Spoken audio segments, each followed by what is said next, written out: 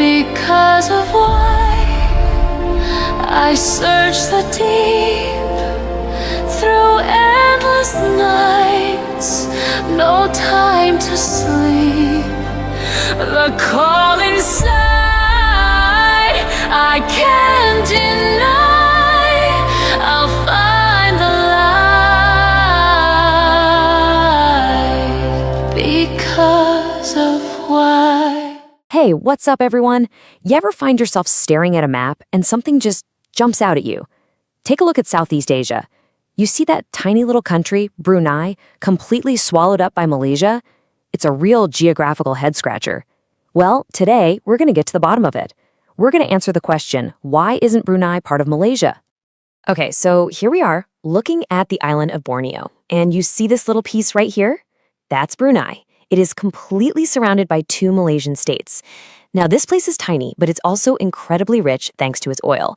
Back in the 60s, it had a golden opportunity to join up with this new, bigger nation, but it said no. So the big question is, why?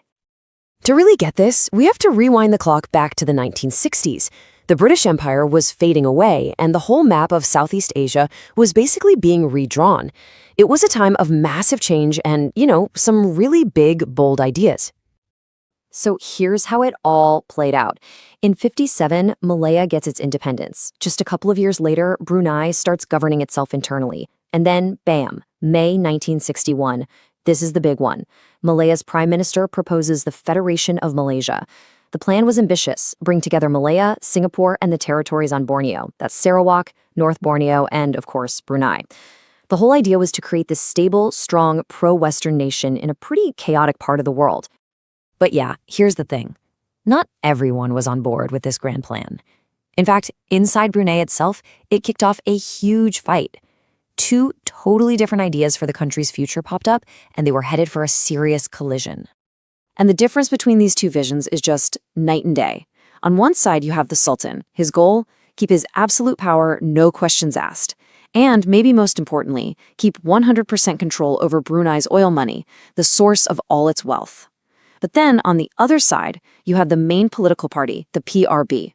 They wanted a totally different future, a democratic government, a united Borneo, and a sultan who was more of a figurehead, a constitutional monarch. So it was a battle between absolute power and democracy. So you've got these 2 completely opposite paths forward on the table. The big question is, which one did the people of Brunei actually want for themselves? Well, the answer couldn't have been clearer.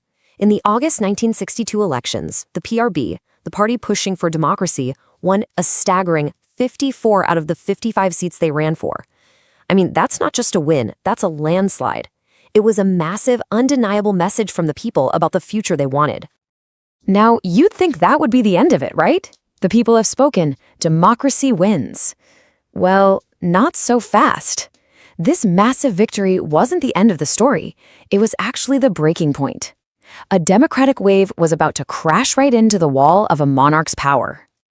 And things went south fast. In August, the PRB wins this massive election. But by September, what's the Sultan doing? He's still in talks to join Malaysia, basically acting like the election never even happened. Then, in early December, he just postpones a super important government meeting, shutting the PRB out completely. The fuse was officially lit. On December 8th, it happened. The PRB's armed wing launched a rebellion. They took up arms because they felt like they were fighting for the democratic future that the people had just voted for.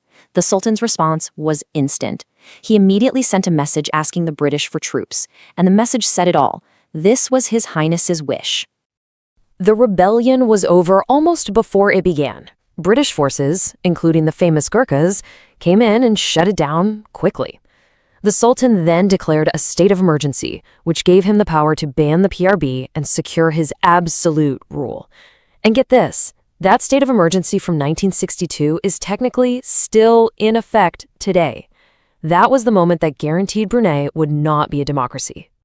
Okay, so with the democratic movement crushed, the Sultan now held all the power. All the cards were in his hands. So he went back to the negotiating table with Malaya one last time to talk about joining this new federation. But this time, he had some serious deal breakers. First up, his royal status.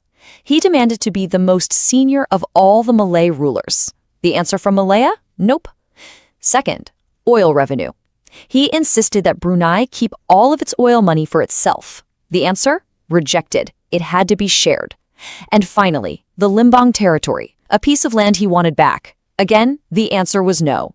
On every single one of his key demands, he was shot down. And that was that. For the Sultan, it was over. His power was secure back home, and his demands weren't being met. So he made the final call. In July of 1963, right before Malaysia was officially born, he announced that Brunei would not be joining. The deal was off. So, what's the legacy of that one huge decision? What did it all mean for Brunei in the long run? In the end, Brunei just went its own way. It stayed under British protection for another couple of decades before becoming fully independent in 1984. But because of everything that went down in 1962, it became independent not as the democracy its people voted for, but as the absolute monarchy that the Sultan had fought so hard to protect. His vision won out. And it just makes you think, doesn't it? What if things had gone differently? What if the Sultan had agreed to the terms? Or what if the rebellion had actually succeeded? How different would Southeast Asia look today? It just goes to show you how one decision can literally change the course of history. And that's our story for today. Hey, if you enjoyed this deep dive, do me a favor and hit that like button and subscribe for more explainers just like this one. I'd really love to know what you think about all this, so drop your thoughts in the comments below. Thanks so much for hanging out, and I'll catch you on the next one.